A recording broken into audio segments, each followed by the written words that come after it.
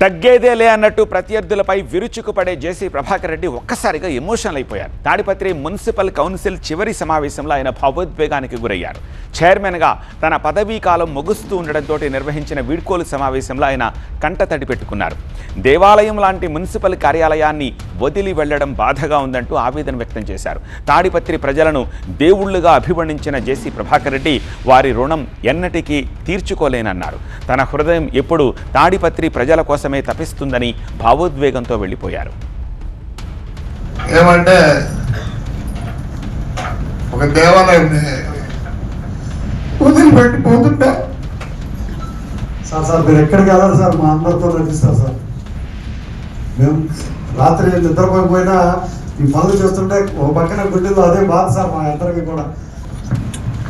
Improvement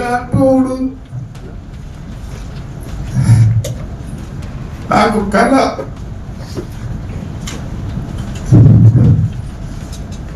అవన్నీ నెరవేరాలని కోరుకుంటున్నా.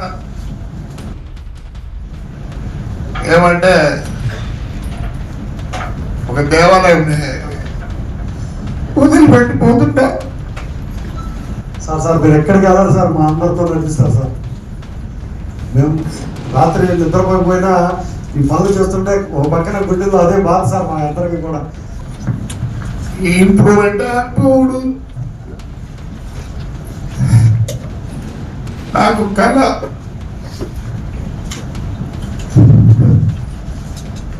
అవన్నీ నెరవేరాలని కోరుకుంటున్నా.